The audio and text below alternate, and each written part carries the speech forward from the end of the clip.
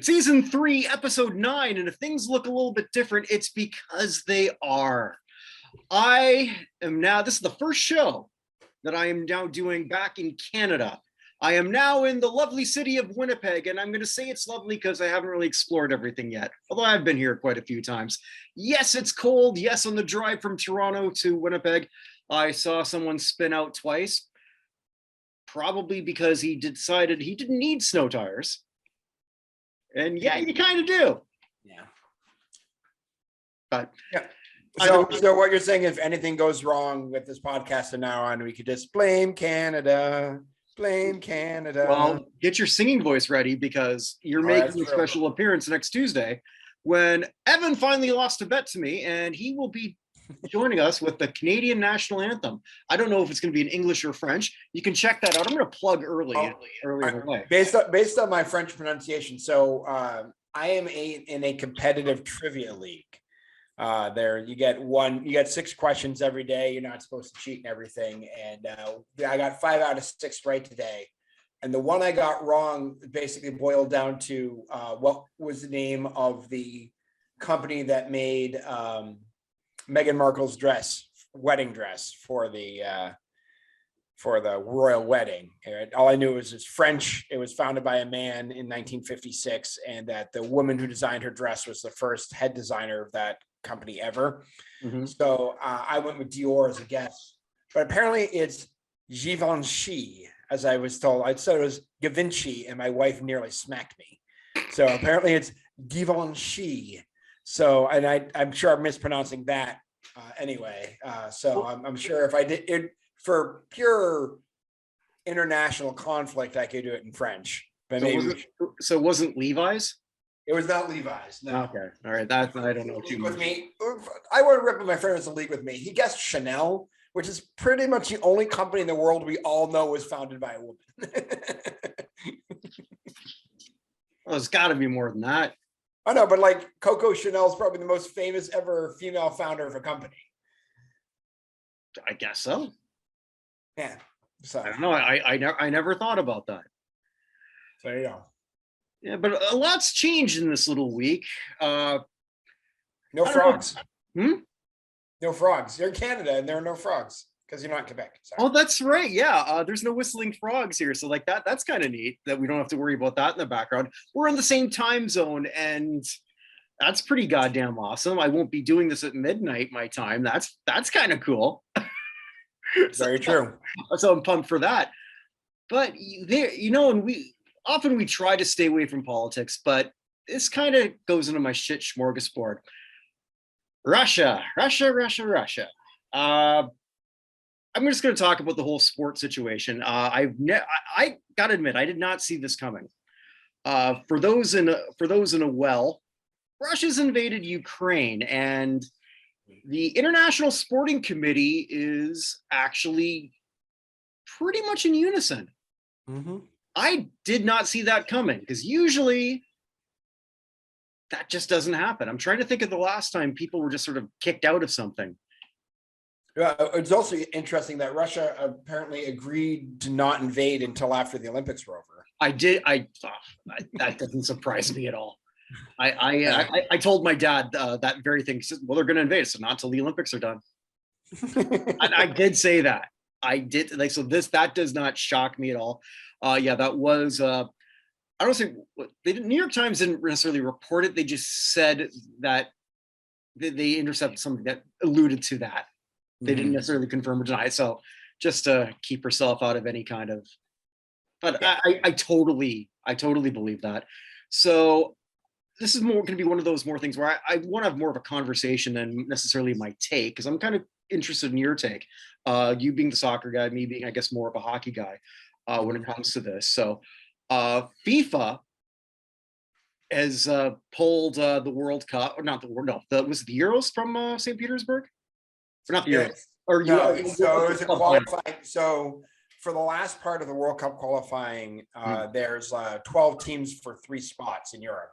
Mm-hmm. And they did a draw where there's home and home. There's a single game for each of them, and then the winners of those games play another game. And It was supposed to be Czech Republic going to St. Petersburg to play Russia for the right to play the winner of Sweden and Poland. Mhm. And my understanding, so they're pretty much they're pretty much pulling them out. I believe there was something else too with did they not say that no Russian club team could now go on to anything in UEFA? Yeah. Not that Right. that necessarily means anything more than elimination if they ever get that far in the first round, but still, in the first round, around of 16, I'm saying, but it's still something. I think it was today, the Paralympics, the Russian Paralympics have been booted. You know, a little bit much more later than it should have been. But I do want to say one thing about FIFA and UEFA though. Their Yeah. original, so Czech Republic said they weren't going to play this Yeah. game. And originally FIFA's response was like, well, what if we played at a neutral site and didn't let them use the Russian flag or national anthem? And the response was Poland and Sweden like, we're not playing either. Yeah. And there was rumblings, and I have no idea how true they were. There were rumblings that Portugal and Italy, who have crazy match, only one of those two is going to make the World Cup. Mhm. Portugal and Italy refused to play as well. Right. Even though they never would have had to play Russia. And now when Italy and Portugal aren't participating, now they had a serious problem.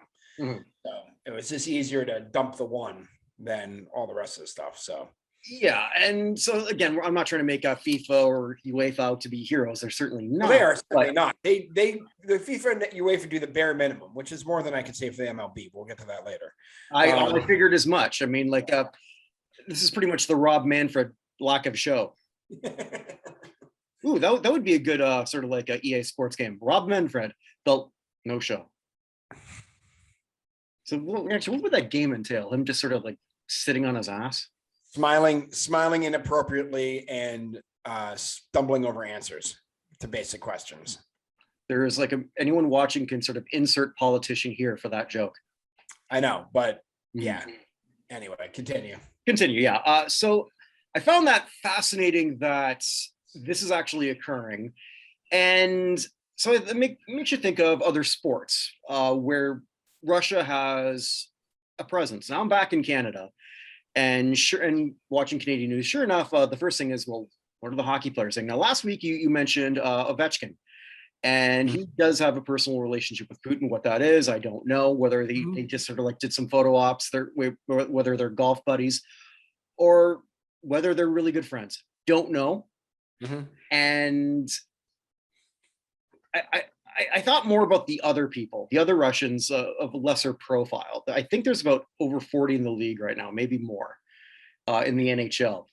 And there's a lot of people who want a virtue signal because that's all that people want to ask them. What the fuck are they supposed to say? Yeah. If they bash Russia, chances are they've got most of them all have family back there. We're not exactly above thinking that the Russian government wouldn't necessarily do something to family there, because they would. I mean, there is videos of 6 and 7-year-olds who are holding protest signs in jail cells. So right. So I mean, like they're damned if they do, damned if they don't. So I just want to make it known that let's just separate these are not athletes who are representing Russia right now. We're not talking. If we're talking about kicking Russia out of the World Cup of hockey, if we ever get back to one, yeah, I'm for that. Kicking a Russian out of the NHL, why? Well, there was one female tennis player who was asked about it at a tournament. She said, I don't make any of these decisions, but I don't want war. Like, I mean, what else can she say? She's like, I had nothing to do with this.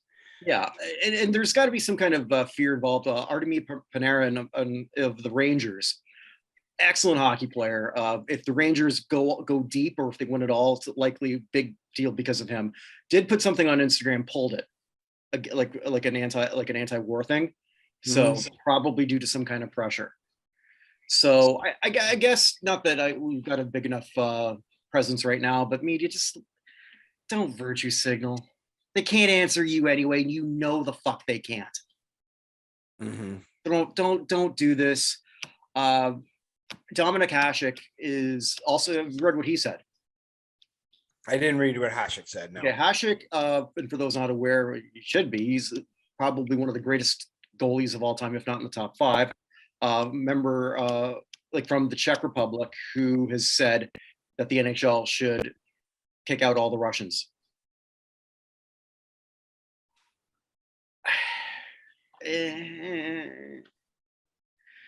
This is a form of xenophobia that this is only going to escalate in ways that we don't want to see. Yeah.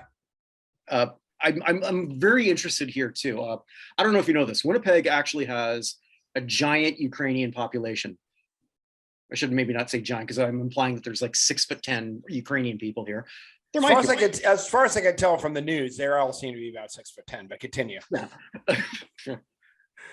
But yeah, there's a very heavy Ukrainian population here. So if on the Jets, when they played played at home in Montreal, they had a Ukrainian choir. So it wasn't performance art. This is a pretty big deal to this city.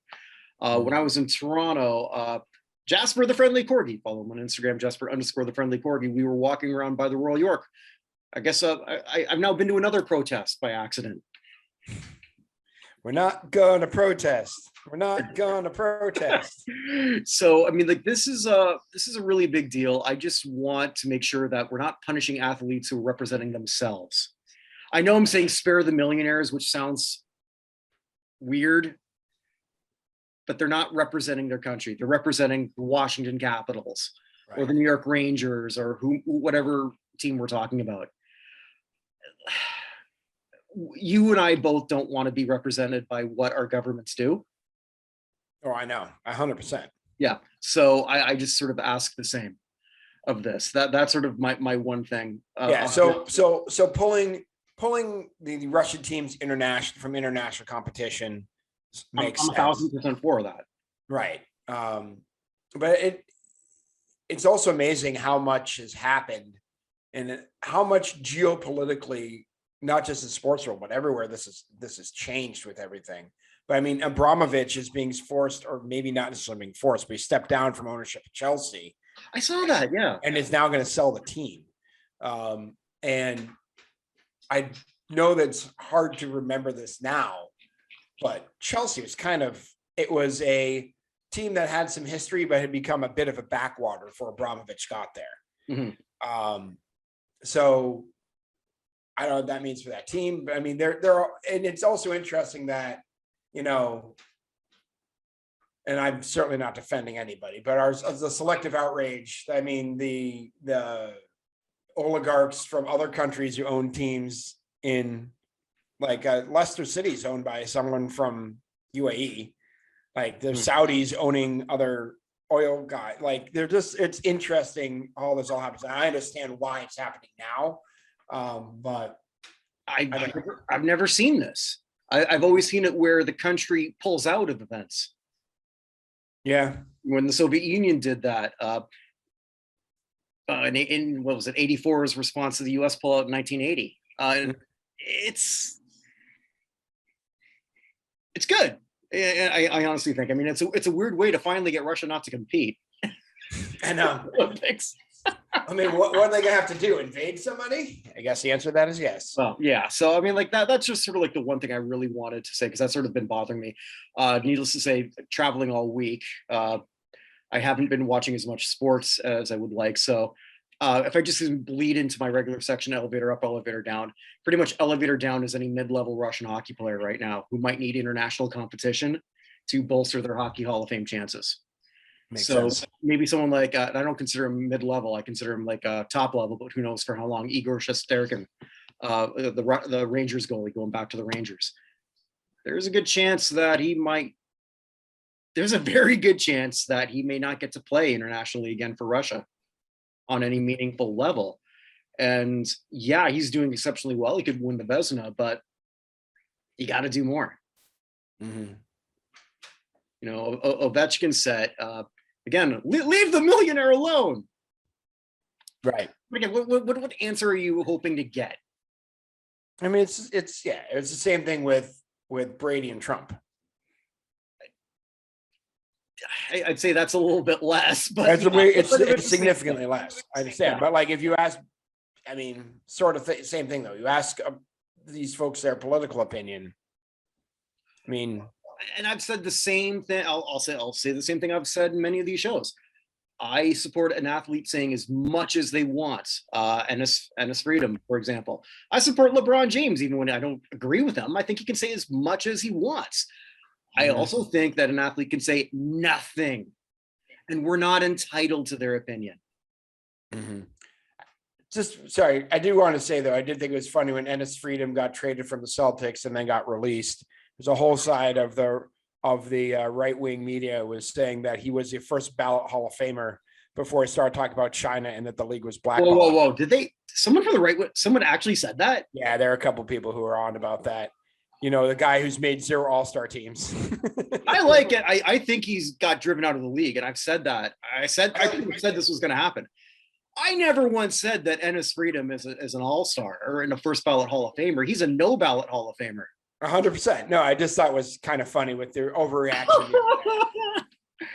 He was the first ballot Hall of Famer before the league forced him out. And I was like, oh, I got to find what idiot said that. I could show it to you. It's one of the big idiots. So probably someone who has got a check mark on Twitter. He does have a check mark, but knows absolutely nothing on sports. He tweets about sports a lot, but I agree with you. He does not know anything. Kind of like when Robert, just to bash a left winger, when Robert Reich said about Aaron Rodgers, you'd you'd see this for what it is. Reich, who, for those unaware, he was a political. You probably know him better than I do. Someone in politics who used to work under Bill Clinton, and I also learned he's 4'11", which makes me feel tall. I kind of like that. Anywho, here's your daily reminder. I'm trying to remember it off the top of my head. That Kaepernick is 3-0 against Aaron Rodgers. Colin Kaepernick, who A, doesn't vote, B, said that he wouldn't vote for Hillary Clinton, your boss's ex-wife, because he thinks that she's a racist too. And C, was 1-11 in his last 12 games. But, So I found the actual tweet. It's from a gentleman named Nick Adams. Yeah, I'm not familiar with and it says, Ennis Cantor Freedom was a consensus first ballot NBA Hall of Famer before taking a stand against communist China and being blackballed by the league and media. Consensus first ballot NBA Hall of Famer. Wow. Yeah. And Ennis Cantor or Ennis Freedom would not tell you that he's a first ballot Hall of Famer. He would not. So anyway, but yeah, so that's your down. Do you have an up or no? No, not really. Cause I mean, nothing's really, I was almost going to go DeMar DeRozan again, who was just again on fire. Chicago's still first right now in the East, I think, as we're recording this. I mean, this is the NBA is anyone's. Oh, if I could say here's my attempt at humor for an elevator down. The Bulls are actually at the 3 seed right now. They're number 3. Okay. Behind Miami and Philly. Yeah, they're tied, essentially tied with Philly, but Philly's played 2 fewer games, so they have 1 fewer win, 1 fewer loss. So they're tied. Miami's 42-22, Philly's 38-23, Bulls are 39-24. Okay, well, here's an elevator down. Here's another elevator down here for you. Because in the Basketball Hall of Fame, you can enter multiple times. I'm going to say that here's my least valuable executive of the year, even though he's not an executive, and that's LeBron James. Boy, did we call that one. Yeah. I knew they weren't going to be great. I did not think they'd be this terrible. Well, their Westbrook thing never made any sense at all. No. Well, neither did a bunch of other moves they did. Yeah, but I mean, trading basically all their bench depth for Westbrook made 0 sense. No, and it didn't fit. Westbrook is lost out there. And the amusing thing is, shitty Westbrook is still better than 3/4 of the league. Although a lot of people won't say that, but he is. Fair. Yeah. Watching your guy Tatum is so much fun.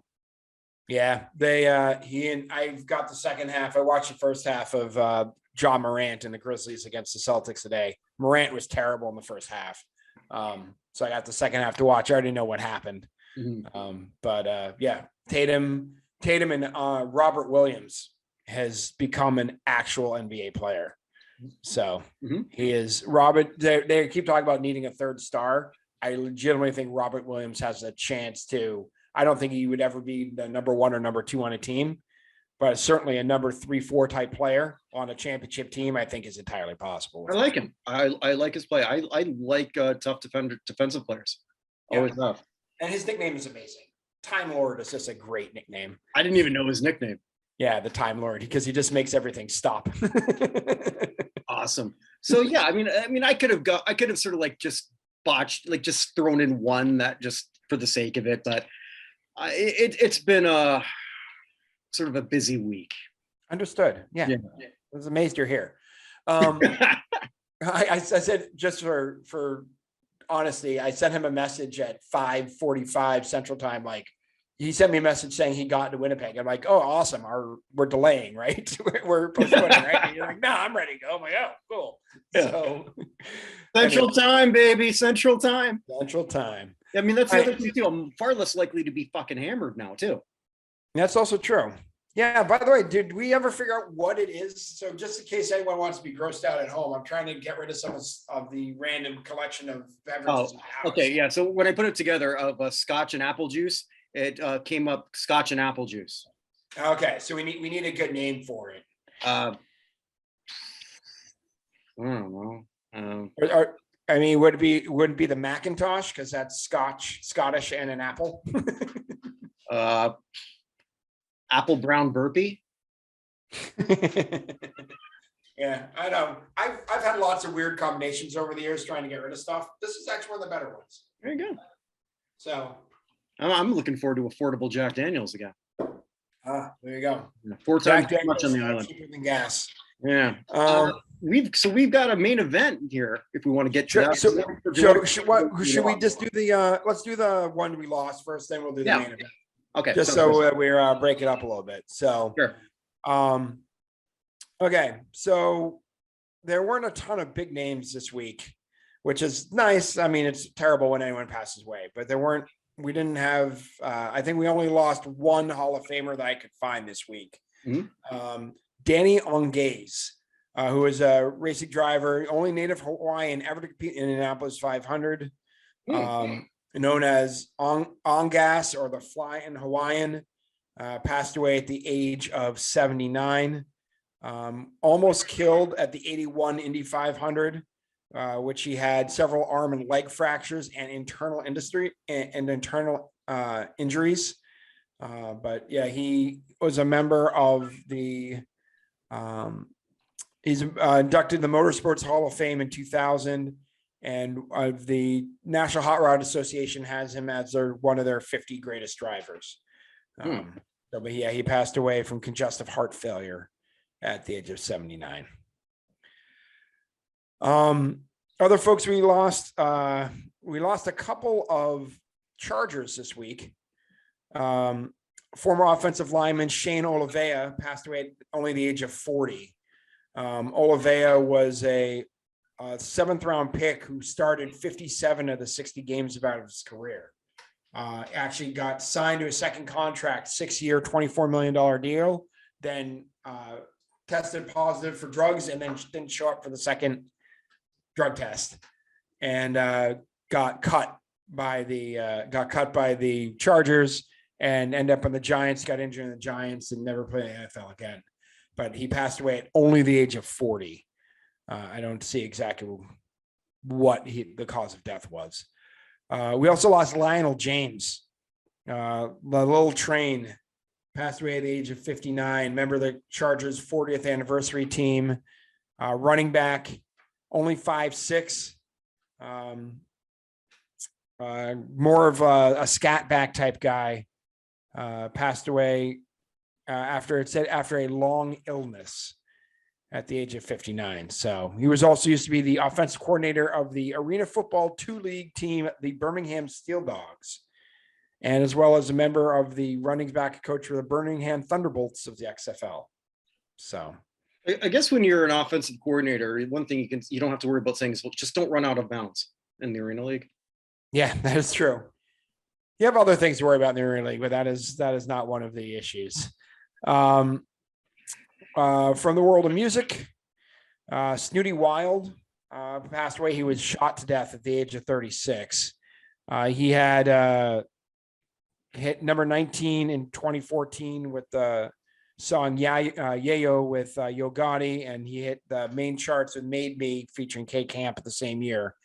But yeah, just Pat 36. He was found in a ditch in Houston with gunshot wounds to his neck.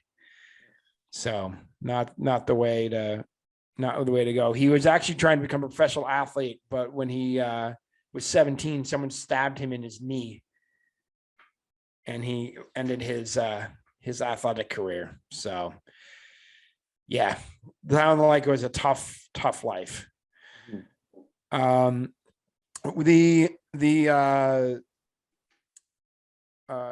Our friend, the Beige Mistress, was quiet this week, although I do want to say we did lose a couple of gold medalists, including German gold medalist at the Seoul Olympics in the 200-meter butterfly. Kathleen Nord passed away at only the age of 56. And Ivanka Kristova, who represented Bulgaria and won a gold medal in the shot put in the 76 Olympics, passed away at the age of 80. From the world of the NBA, we lost Dick Versace, the great coach of the Indiana Pacers, and from 88 to 90, also as assistant coach of the Pistons and Bucks, probably better known for his time with Bradley. Won 3 Missouri Valley championships, was 2-time Missouri Valley Coach of the Year, won 2 MVC tournaments as well as a Henry Iba Award back in 1986. So he passed away, and I actually went and looked him up. They had an awesome season preview from 1988 with him in glasses and just talking trash about the Bulls, which in 1988 I guess still worked. But he passed away at the age of 81. Then just a few people from our, I guess, lives all over. We had lost I want to talk about Autherine Lucy, passed away at the age of 92. She was the first ever African-American student to attend the University of Alabama. And she was expelled for being Black, which led to the president's resignation eventually. So she was expelled for being Black, but I don't think they knew that at the time when she was when she was accepted. I don't think they necessarily knew who she was. So she was accepted and expelled. Then the guy who put her in was thrown out. They actually have named the clock tower on campus is named after her. So 92 years old when she passed. Also lost executive producer Alan Ladd Jr., son of the actor who played Shane, passed away at the age of 84. Probably best known for his work on The Man in the Iron Mask, Gone Baby Gone, Braveheart, and a few others. The Brady Bunch movie. So, but passed away of kidney cancer at the age of 84. Actress Farrah Fork passed away at the age of 54. You might remember her from Wings as Alex Lambert. From Wings. You know, remember? Or she was Mason Drake and Lois and Clark as well, passed away. Wings. I mean, the TV show Wings? The TV show Wings, correct. I only remember Crystal Bernard. I don't remember. Oh, was this the older lady? Probably not. In 92. She was born in 68. So she would have been. I have no idea. 24 at the time. Okay. Wings is the one I know well. But she passed away of cancer at only the age of 54. More to the point from my childhood. Did you ever watch Salute Your Shorts on Nickelodeon? No, I didn't get Nickelodeon. That's right. Yeah. Well, there was a great TV show called Salute Your Shorts about a summer camp. Camp Anawana, we hold you in our hearts. And when we think about you, it makes me want to fart. Yes. And the guy who said fart himself was Kevin Ugly from Salute Your Shorts. The actor who played him, Kirk Bailey, passed away also from cancer at the age of 59. So someone who's a child, played a child when I was a child, passed away from cancer. So, which makes me feel very, very old. Yeah, but he played a child at the same time you were a child. So yeah, he played a child in 92. That show was on in 90. So I was 11 at the time, but he just seemed like, I mean, he was significantly older than me, but I wasn't sure that was the situation. So anyway, and then 2 aviators I want to talk about who passed away, and then we'll move on. Deanie Parrish, who was one of the WASPs, so the female aviators. It actually was one who accepted the Congressional Gold Medal on behalf of the WASP back in 2010. Passed away at the age of 99, one day before her 100th birthday. So one of the great historical aviators we had, and another one who unfortunately passed away, and something we already discussed. Alexander Osenchenko, also known as the Ghost of Kiev, who made some news the first little bit of this conflict, where he shot down 6 Russian planes on his own and was flying over the city. Shot down a 7th plane, only to be shot down by the Russian missile system. He passed away at the age of 53. He was originally essentially the Ukrainian version of the Blue Angels. So he's like a stunt pilot with that, and used that to his advantage until he got shot down. So there you go. That's everybody I got this week. Okay. All right. So the main event is the Fictitious Halls. If you haven't voted, what the hell was the matter with you? Huh? Well, you can still do that for next year, because we're going to set that all up so you can do that for the class of 2022.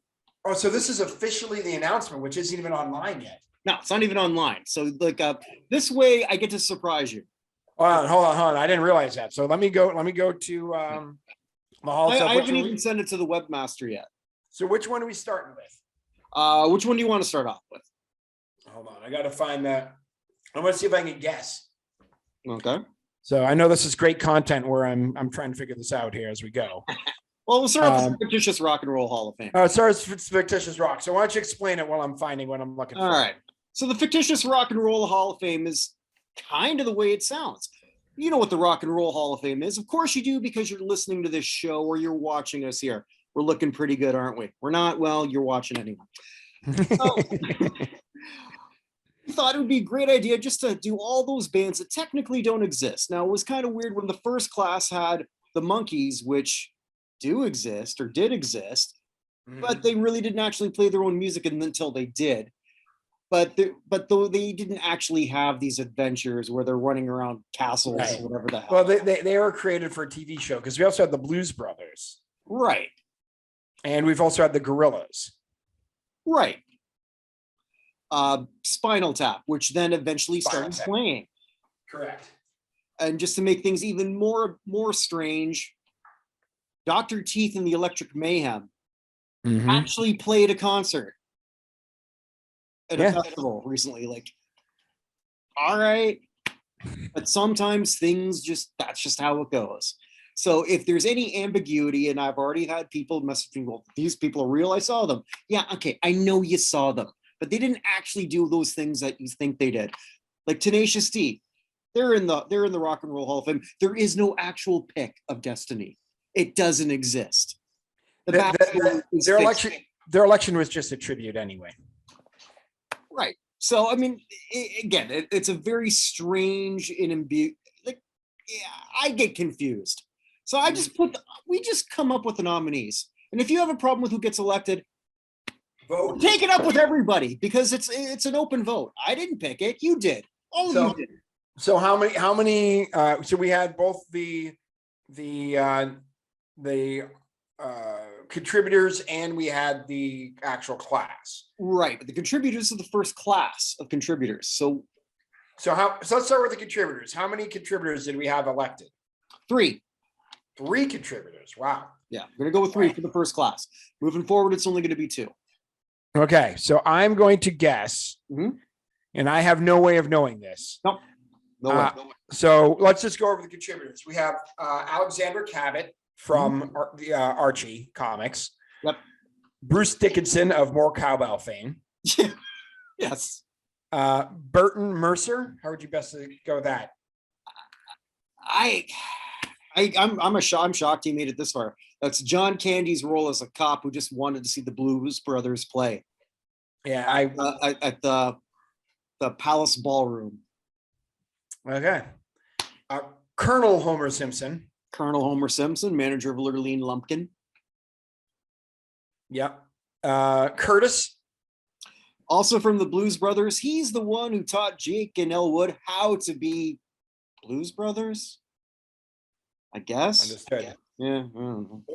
The late, great Dr. Johnny Fever. Yes, late, great Howard Hessman passed away a month ago. Yeah. Ramona Flowers from Sex Bomb. I never know how to pronounce that. Nobody does. That's a whole problem with it. Rufus from Bill and Ted. From Bill and Ted. Excellent. Bill and Ted's Excellent Adventure. And Wayne and Garth. Wayne and Garth. Big thing in your area. Again, look, at Chicago is very well represented. It is very well represented. Yes. And as I've said, my father-in-law was in the Blues Brothers. So he was driving one of the trains back and forth outside their apartment in that scene.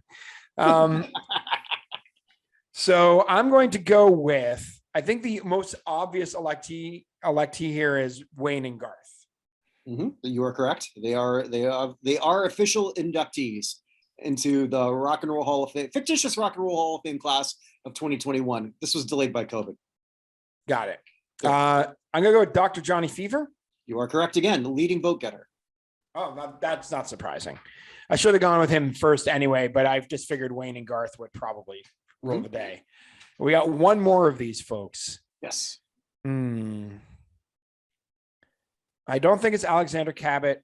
I don't think it's Burton Mercer. I don't think it's Homer Simpson in this situation. So we got 4 left here. Is it one of the 4? Bruce Dickinson, Curtis, Ramona Flowers, or Rufus? You've correctly eliminated. Okay. Yeah. So I'm gonna say no. I'm gonna say no to Ramona Flowers at the moment. All right. So Bruce Dickinson, confirm that or deny? Yeah, could you confirm or deny? I can confirm that Ramona Flowers is not in the fictitious Rock and Roll Hall of Fame. I got to continue. Or athletes Hall of Fame for that moment. All right. I'm going to go with Rufus. You're 3 for 3, buddy. Wow, I was close between Curtis and Rufus. Yeah. So I mean, I think maybe it's the actors that sort of help propel them. I mean, people still love George Carlin. I can only assume that John Candy is why it's a bizarre choice to me how we got this far. Even for John Candy, let's get his role in Planes, Trains, and Automobiles. Well, that doesn't qualify for anything, though. Am I messing up my movies? What's the one where he's in the polka band from Wisconsin? Yeah, that band's nominated. I don't even think they ever get any votes. There's also the Schmengi brothers. That's true too. Dean Levy. That's never been never been close. Interesting. Yeah. All right. So yeah, I think that's a pretty good first 3 though. Yeah, you're dead on. For what it's worth, Bruce Dickinson came in 4th. That makes sense. Curtis, where's Curtis? 5th. Oh, I did a pretty good job. I narrowed it down to the top 5. Yeah, no, you did perfect. Who was last?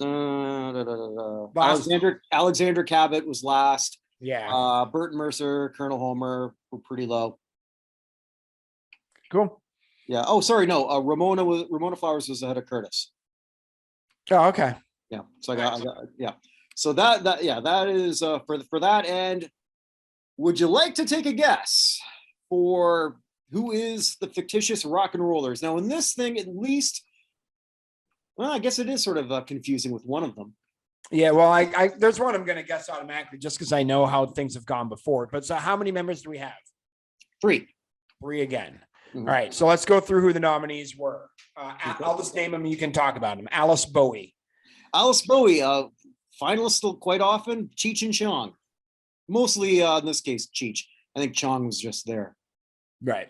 Bart Simpson. Bart Simpson. I mean, people love The Simpsons, so The Simpsons are always represented. Bart did the Bartman. That was a legit hit. Mm-hmm. Yep. Buckaroo Banzai and the Hong Kong Cavaliers. All right, somebody's gonna have to explain this one because I don't fucking get it. Eddie and the Cruisers. Eddie and the Cruisers. I think if you were alive in the 80s and you were one of the first few people to have HBO, or in our case, I think I don't know what the hell we called our version of that. Pretty much they played Eddie and the Cruisers almost every day. Fair enough. Yeah. Figure and Don and the Modal Nodes. Star Wars Cantina Band. Finger Bang. From South Park. Their version of a boy band. They don't know what finger bang means.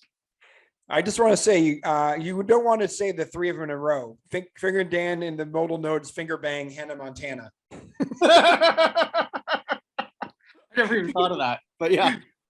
Yeah. Anyway, Hannah Montana. Yikes. What? Nothing to say there. I mean, I'm no like all the Nickelodeon, the Disney Channel stuff. That was that I'm before that. So yeah.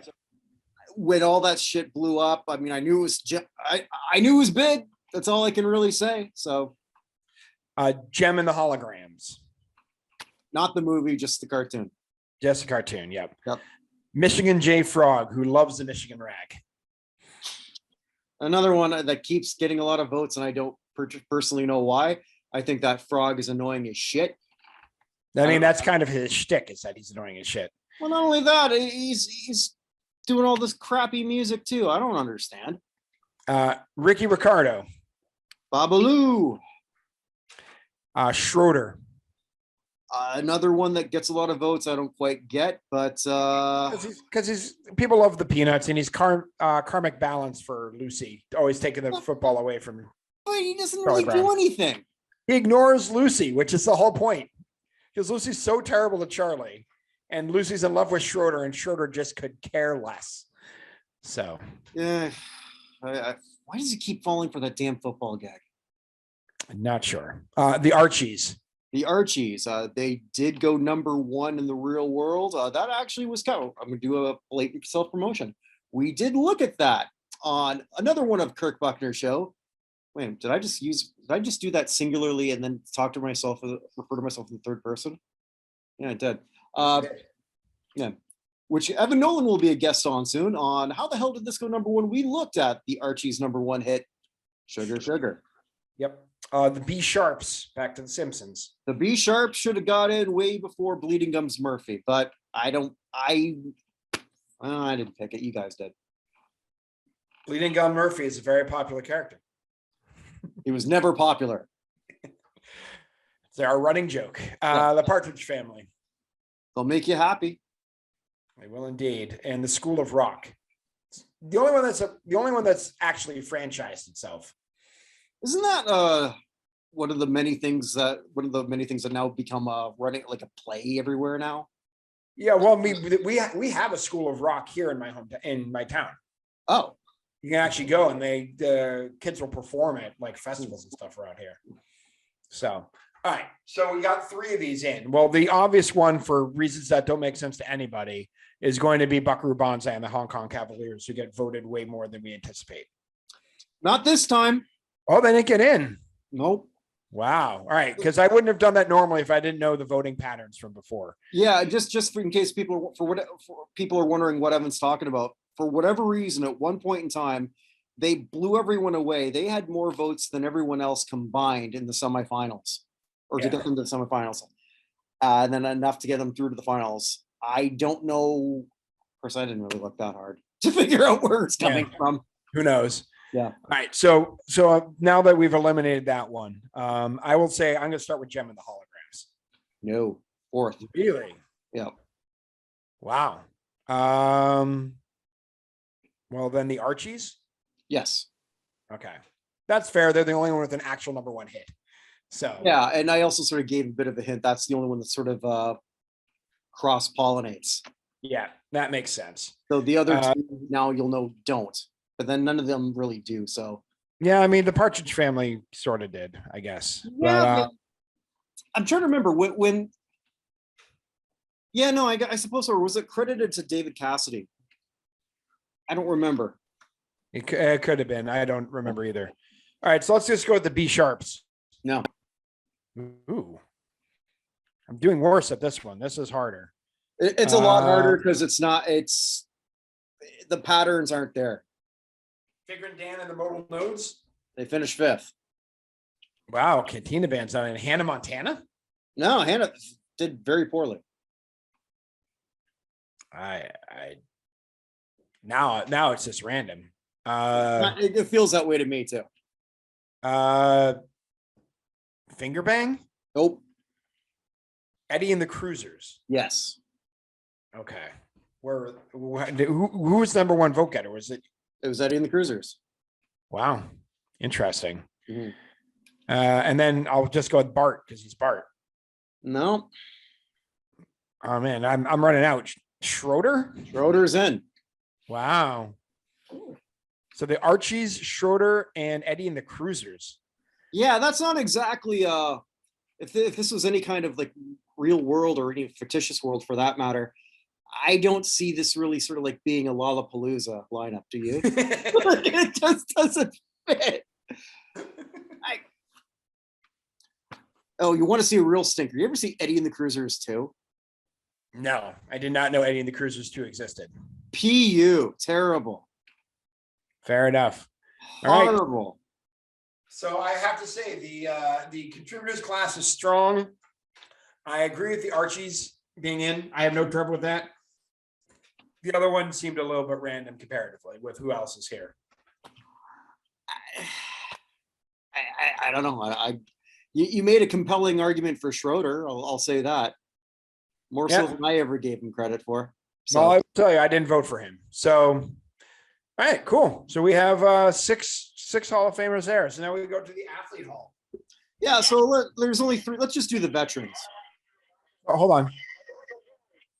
Your website started putting noise out on me when I went to it. Sorry. Well, Hold on a second. our site. You're a part owner now. You broke up there. I didn't hear you at all. I said our website. You're a part Our of website. That is true. Yes. I do have a surprise rookie, Willie Mays. I can't figure out where this thing is. Oh, there it is. Okay. The shot heard around the world was playing. Yeah. Well, I mean, you shouldn't have put it there. I do have my 5% stake has a big stake goes on in this thing. All right. So are we going to start with the veterans? Yeah, I'll start with the veterans. There's the veterans. These are from films or television before predating 1970. This class will probably be closed off for good after one more year. So there's only 3 to guess from. I'm not passionate about any one of these 3 personally. I think you've got a personal favorite though out of these 3. If I remember. Yeah, of course I have a personal favorite. It's one of my favorite films of all time. Okay. So our three characters are Harold Lamb, From The Freshman. played by.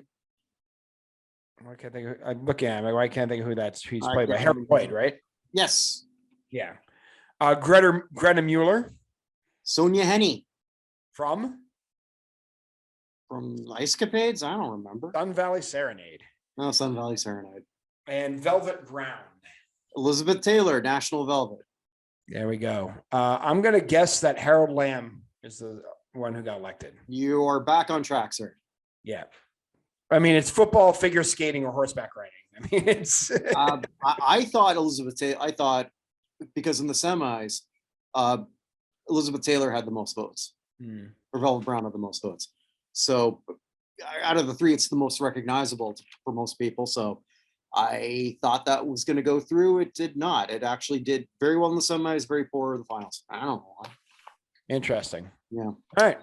So. So with the contributors, if you want to read them off. All right, let me just see if I can do this without anything. Here we go. How many got elected? 2. 2. Okay, this is a tough group to get elected out of still with the contributors. This is this one will be hard for you to guess. So we have Norman Dale. Norman Dale, the head coach, Gene Hackman, and from Hoosiers. Played by our greatest living actor. He's 92 and still alive, even though he's retired. So I think that he currently holds the title for greatest living actor. What about Viola Davis? All right, I'm being sexist in my definition. No, because now I'm going to do my plugs early. Right, because Chris Bournet and I, and you can catch us on our other show that we do. This crap was on national television. Look for soon. Great English, Kirk. Look soon for our look at the Beachcombers, and we're recording that 80s show. Excellent. Yeah, and we call something Viola Davising when we see somebody overact when they don't need to. Got it. Okay. Pauly Panino. Yes, Pauly. Pauly from the Rocky series. I think a lot of people don't know his last name. They just know him as Pauly. Correct. Lou Brown. Entire world. Favorite manager, I think one of the great managers. Cleveland Indians, Major League. Everyone seems to love this film, who loves what we do. Hayden Fox. The head coach of Minnesota State's. Which did not exist, but I can tell you now, having been to Minnesota, there is now a Minnesota State University, which I swear they made just because of the TV show Coach. Okay, see, I actually thought that did exist, and they just sort of like replicated that.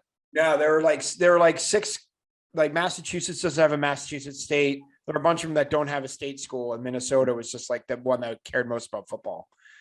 So there's no West Virginia State. There are like a few others, or no whatever state. So I don't know how they won any games with that staff, that coaching staff. I just don't have a clue. Those people are geniuses for the NCAA. Come on.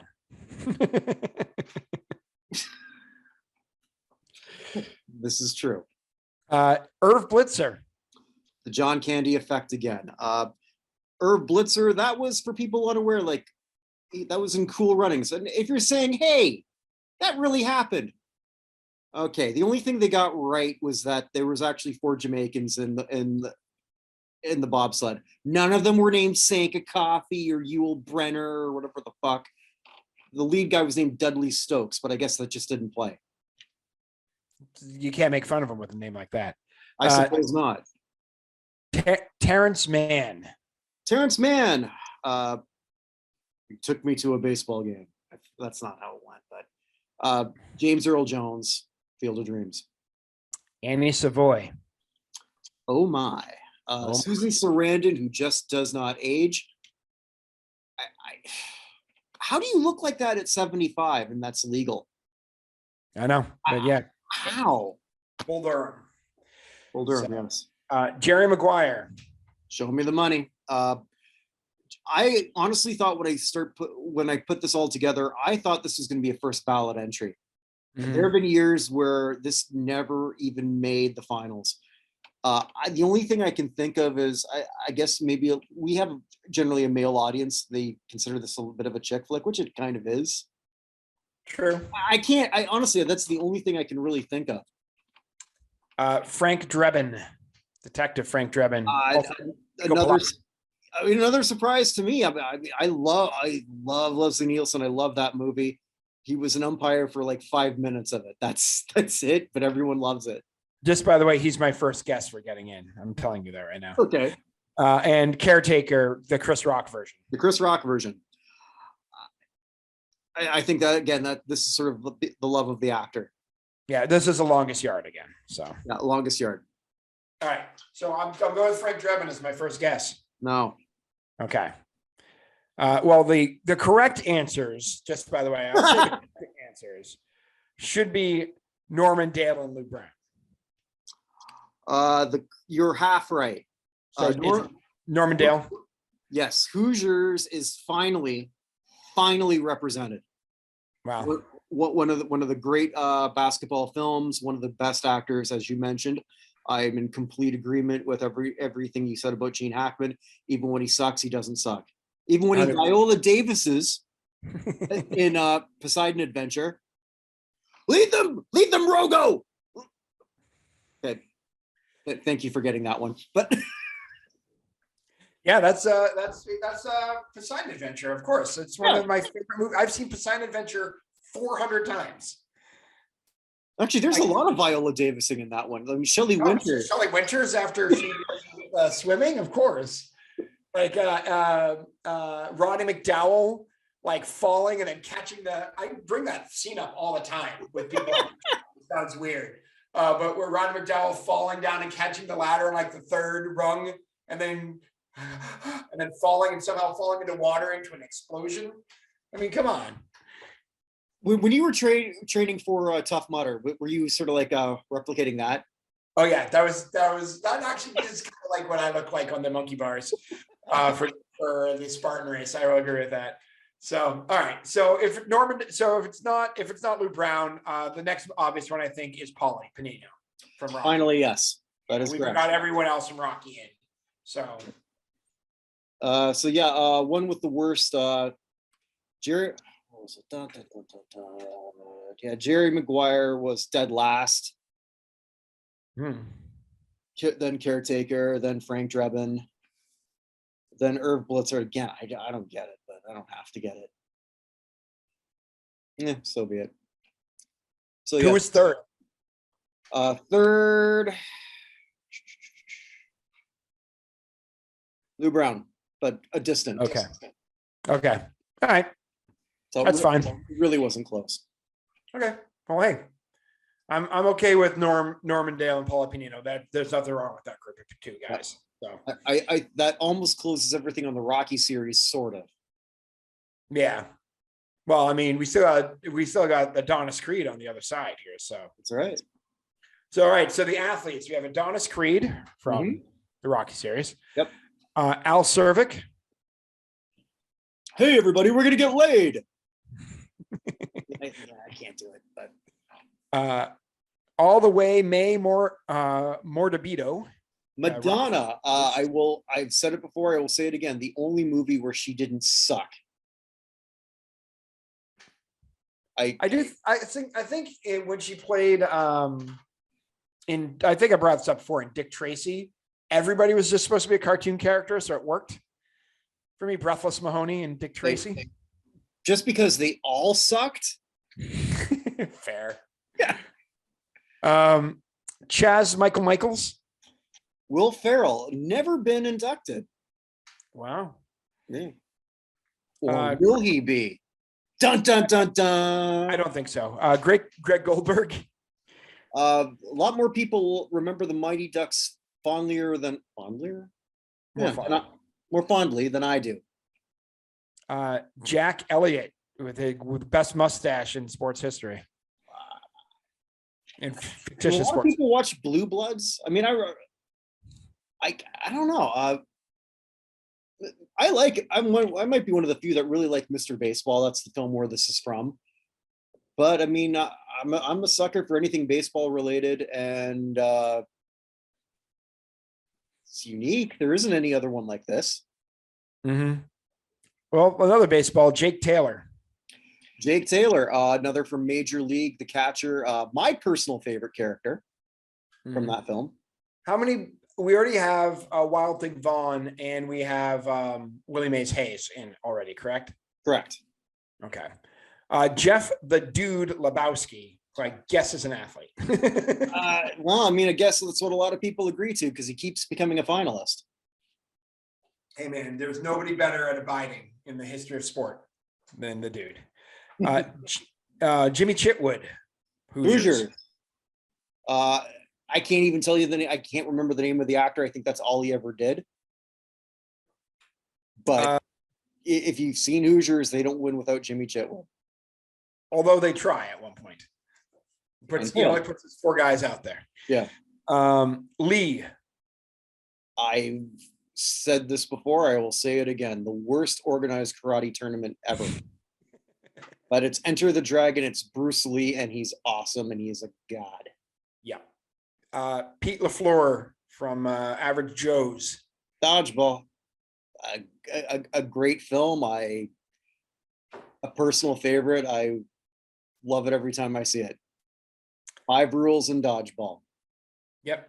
Dip, duck, dive, dodge, and No, dodge, dip, duck, dive, and dodge, right? I mean, I think it's like the 10 Commandments. Aren't two the same? Yes. I bring you these 10 commandments. Randy the Ram Robinson. From The Wrestler. I think this is the only the only one of this group that was Academy Award nominated. Gene Hackman didn't win. It was, I always get this wrong because it was Dennis Hopper who won in that movie. Oh, really? Yeah, Hackman might have won, but I know that I can't remember for sure, but I know for sure that Dennis Hopper won for Best Supporting Actor. If I remember correctly, like, because that was one of like the first Oscars I ever watched, and I didn't know who he was at the time. So I would have been what, early teen or mid teenager or something like that. So I wasn't aware of Easy Rider. I hadn't seen any of that stuff yet, and so I just remember like, oh, what a great comeback story. All right. Yeah, he was never nominated for that movie. So Gene Hackman wasn't? He was not. No. So he's been nominated 5 times, twice as Best Actor for The French Connection, where he won, and Mississippi Burning, and then 3 times as Best Supporting Actor for Bonnie and Clyde. I Never Sang for My Father, which is one we all remember fondly, and he won for Unforgiven. I sang for my father once, and he made sure I never did it again. I just love the line in Unforgiven, like how badly he's building his house, and he goes, "I'm building a house. I don't deserve to die this way." And just one of the greatest lines in movie history: "Deserves ain't got nothing to do with it." I love that movie. That movie is fantastic. Ricky Bobby. Ricky Bobby, if you're not first, you're last. Roy Tin Cup McAvoy. Kevin Costner is a god in this sort of thing. Yeah. That movie's really good, though. That movie's highly underrated, I think. I enjoy that every time I see it. I agree with you, incidentally or coincidentally, rather. Driving into Winnipeg today, I think it was outside, I guess when they just, what do you call it when they just not put a billboard, but just like put the signs in there, put the letters in the sign, just where there's like, Yeah. I know what you're talking about. Like outside a church where they just put like the plastic letters in there. Yeah. Okay. Thank you. I'm sure there's an actual. Yeah. I know what you mean though. The sign just said, "May you age as well as Kevin Costner." Religion in Canada, everybody. No, it wasn't religion. It was outside of a hotel. Fair enough. And Sam Malone. Sam Malone. Religion in Boston. Sam Malone. Oh, well.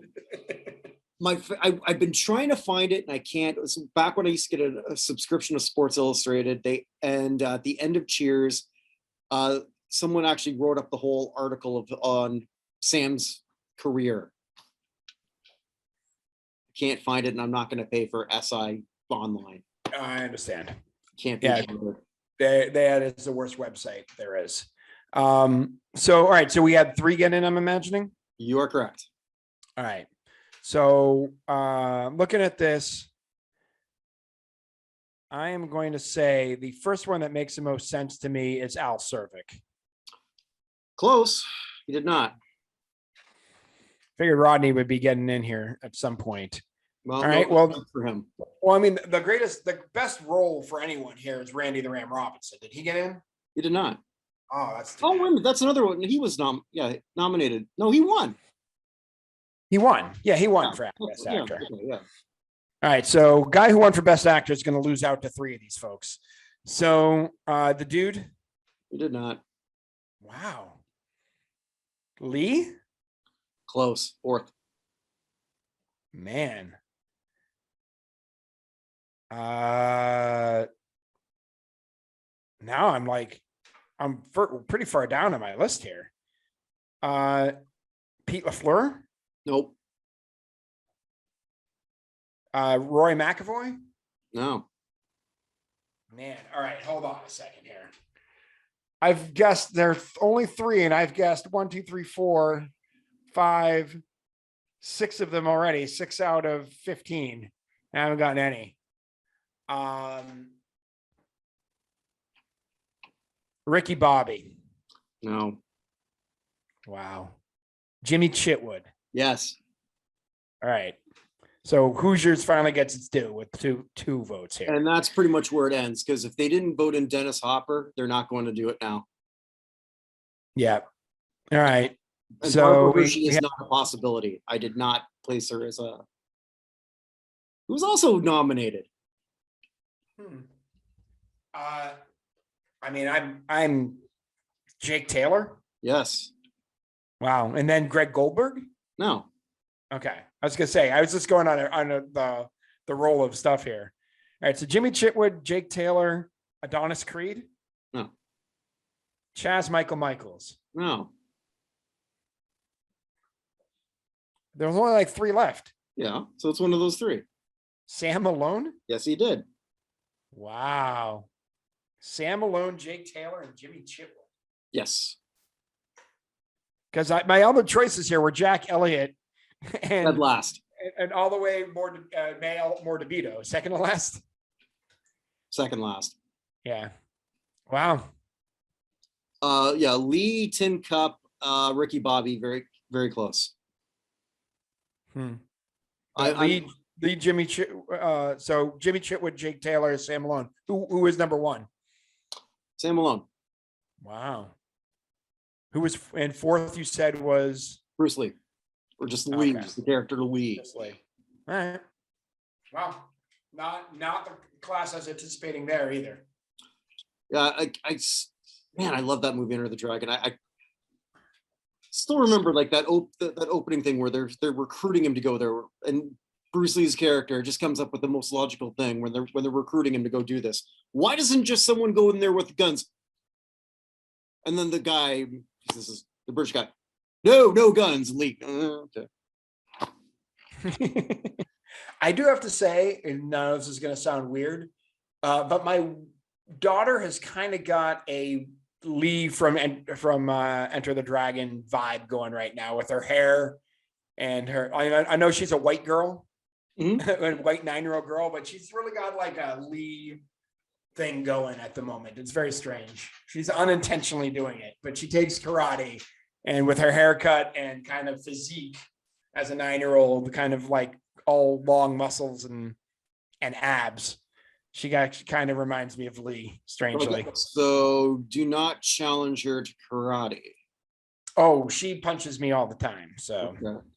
Yeah, I wasn't planning to do that anyway, but yeah, they jokingly call me the punching dad. Like, why you always punch me? Because you're the punching dad. Oh, great. That sounds wonderful.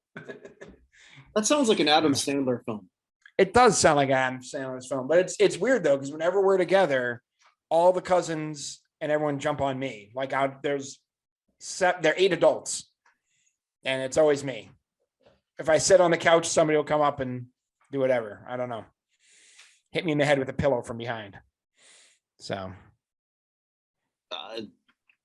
could be worse. Yeah, it could be worse, I suppose. Yeah. None of them are that big yet. So I just finished watching the Oilers just lose to Chicago. So just see now they're in 8th place for that final spot. It's potentially that only Calgary and Toronto would be getting in for a Canadian team. That would be, I don't know. Yeah, well, the thing about the Eastern Conference right now, barring a massive collapse, we already know the 8 teams.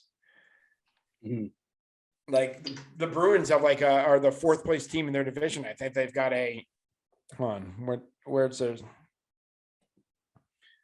So the Bruins have a 14-point lead on the Red Wings for 5th, and the Capitals have a 10-point lead, although they've played 2 more games than the Blue Jackets. So we basically know the 8 teams in the East, and the West is a lot more open. So the amazing thing is, let's say Detroit finishes 9th. This is still a phenomenal 100% for where that team was last year. 100% on that. Yeah, that's the thing about the NHL, folks. Playoffs. You just got to get in. You just got to get into the NHL playoffs, and anything can happen, and it's more and more like that every year. Whoever has the hottest goalie usually wins. Well, we've only got one thing left. Really, literally one thing left, because I've already done my plugs. except for Yeah. one that I always do. So we've got speaking of Unforgiven, Clint Eastwood, Very Evan's nice. Good, The Bad, and The Ugly of Sports. And I didn't ask you what they were. You sent me a couple things, so I'm assuming that's where you're going with this for at least one of them. Yeah. So there wasn't anything particularly wonderful this week, other than there was a video today of one of the guys going to the combine who stopped and spent a lot of time helping out a homeless dude he saw on the side of the street, which is pretty cool. I also enjoyed Conor McGregor said that he'd be interested in trying to buy Chelsea. And Chelsea's response on Twitter today was, if we wanted a small, mad Irishman, we'd have just hired Roy Keane as our manager. Which was one of the funniest clapbacks I've ever seen in my entire life. It's not like Connor could afford them. I mean, he's a very rich man, but he's not. There's no way he could afford them anyway. But it was one of the funniest social media clapbacks. So I didn't really have anything particularly great for the good. There's been a lot of other stuff going on, but yeah. So let's go the bad. The bad's what I actually sent you. Both bad and ugly are baseball. That guy, holy shit. Yeah, we'll get to him. We'll Yeah. get to him in a second. I want to talk about somebody you probably don't know as well as baseball and probably never will. A minor leaguer for my beloved Red Sox named Brett Netzer. I said for my beloved Red Sox because he said it when he was a member of the Red Sox. He is no longer a member of the Red Sox organization. So Netzer was a third-round draft pick and said on Twitter that I am a racist. I do sometimes make assumptions based on a person's race, ethnicity, and culture. I'm glad that is out of the way. Recently, he did. Recently, yeah. He said that he is racist and homophobic, but anti-Semitic, that's too far. Bloom is a hypocrite and embarrassment to any Torah following Jew. He basically ripped on the general manager's religion. Well, he implied he wasn't. Yeah. Incidentally, I just brought up his Twitter account, so he's still at it. Oh, of course he is. Do you want to? But yeah, continue that, and I can read you what he just said. Yeah, go ahead. Read me what he just said. Okay. All right. This is a pinned tweet that he just did 44 minutes ago. America is going to be the example for why it is not good for different races, cultures to share the same living space.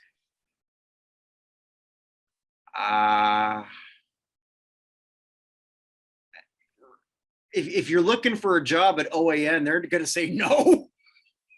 Yeah. What are you doing?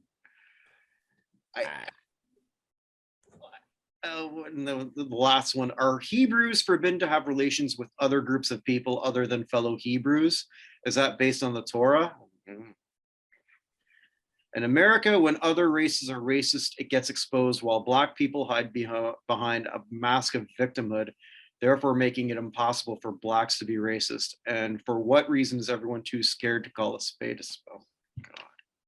Yeah, his original tweet that got him in trouble even before all that was, I've heard a lot of Black people call themselves kings in America. King of what? LOL. I think it's time Black people go back to their roots and start to reestablish their true Black culture, not the fake bullshit in America. So that's what started. And like, dude, he must have gotten hacked. He's like, I didn't get hacked. I'm just racist. I don't get it. I mean, like I don't even know what to say. I really don't. I honestly thought I was gonna while you were talking, I was gonna bring this up, and I thought, okay, he's deleted his account. Nope. No. Obviously, he doesn't want to work. Certainly not. Because I don't. It's not like his name is John Smith. You know. Yeah.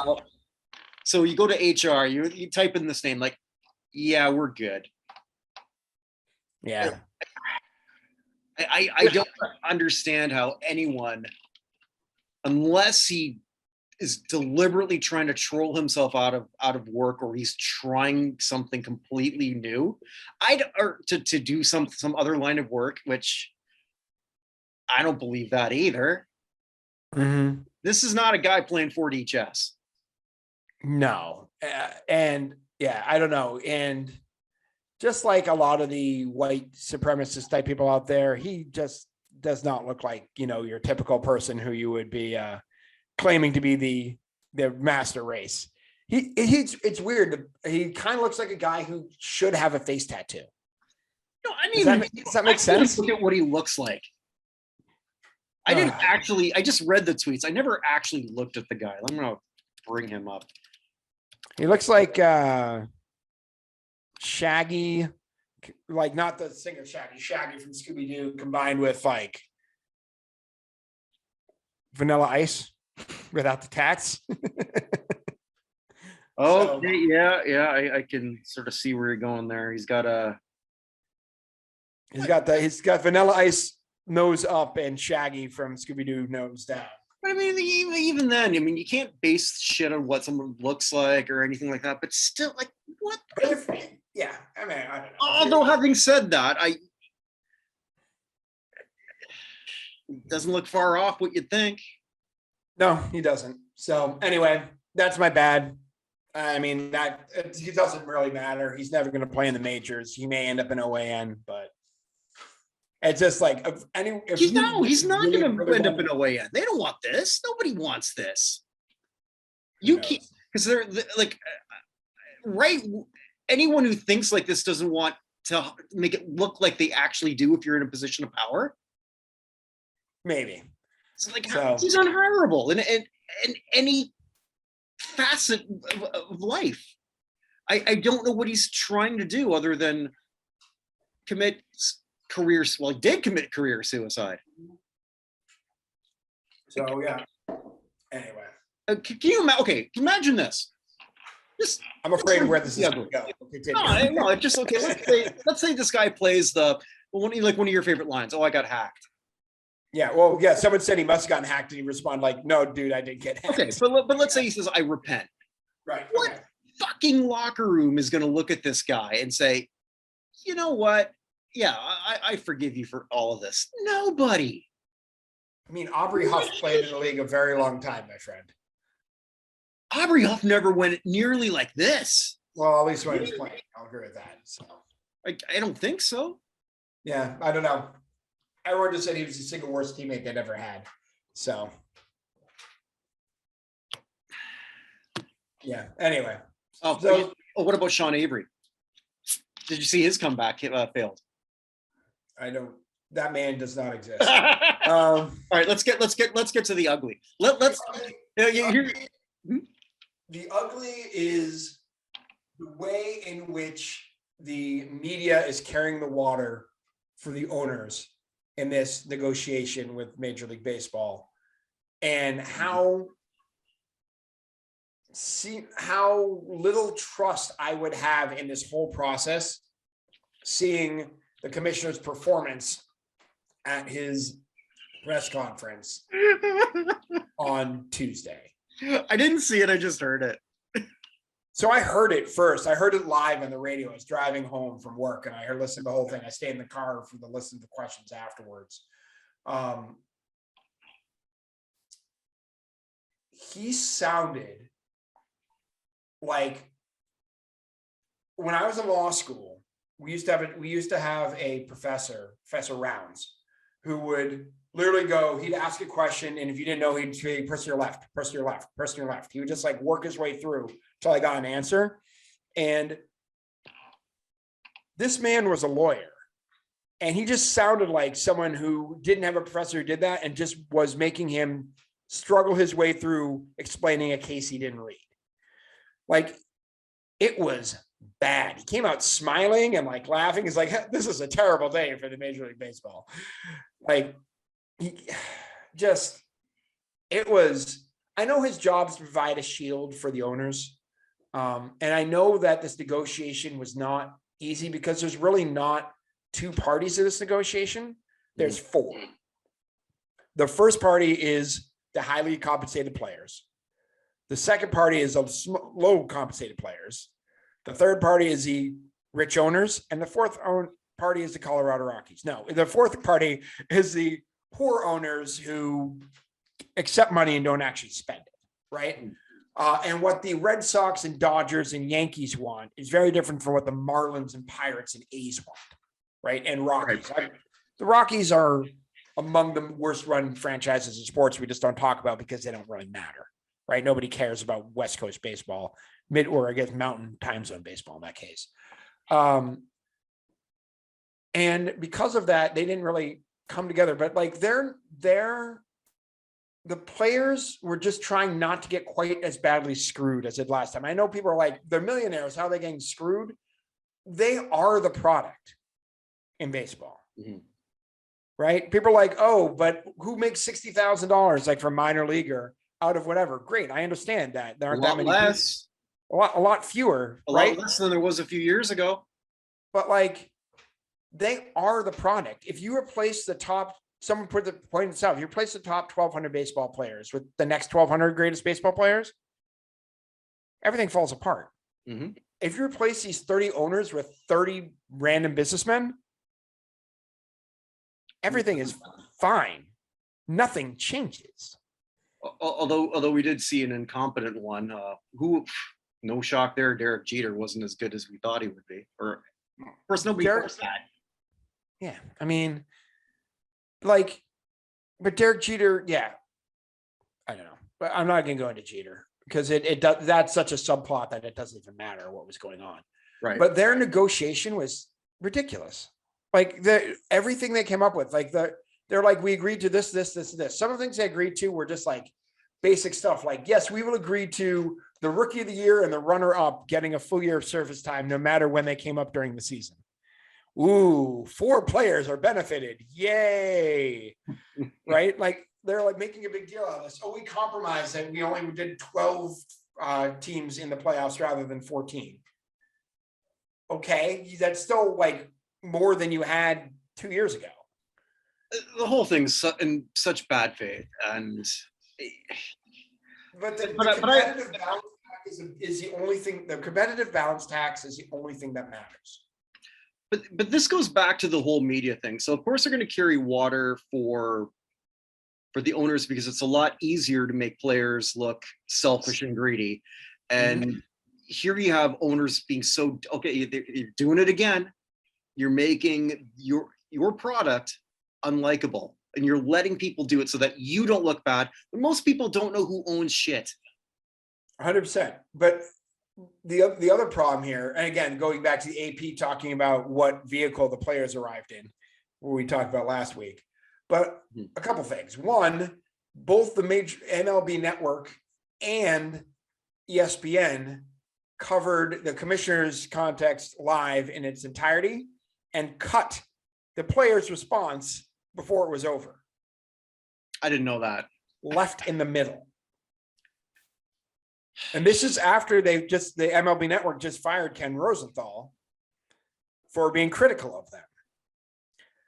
And there is the problem again with a lot of the owners is the owners didn't come into this wanting to do what was best for baseball. The owners came into this wanting to break the union. That's it exactly. Because the strongest union in professional sports is Major League Baseball. And has been, I almost want to say my entire lifetime. Maybe that, is that fair to say? It's certainly ahead of NHL or MLB. You can maybe argue NBA, but that's more recent, I would say. Certainly not during the Allen Iverson era. It was like things have changed since the too much, too fast, too soon era. I would say that's probably the case. Yeah. And they were coming in there, a lot of those guys wanting to break the union. And they came up with things that if you don't know anything about where they started originally, sounded like compromises.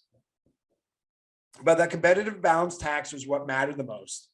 And they kept it flat for the first 3 years.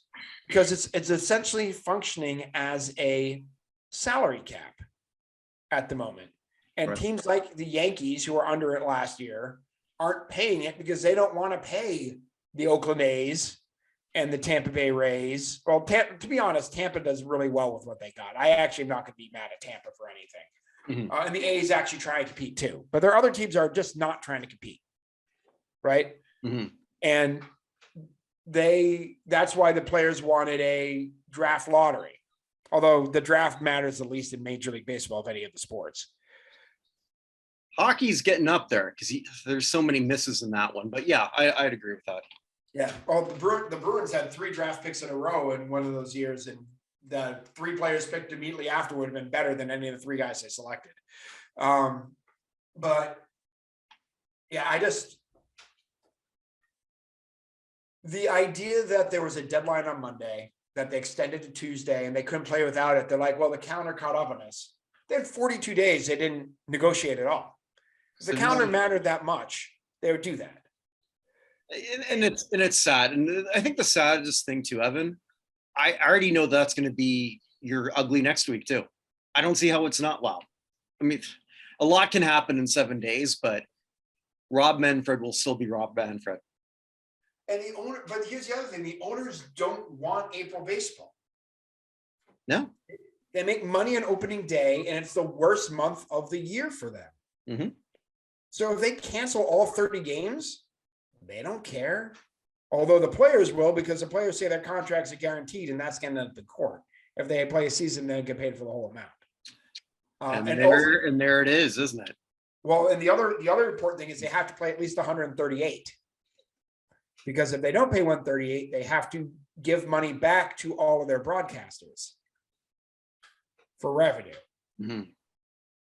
So I don't know what the solution to this is. The players are not breaking anytime soon.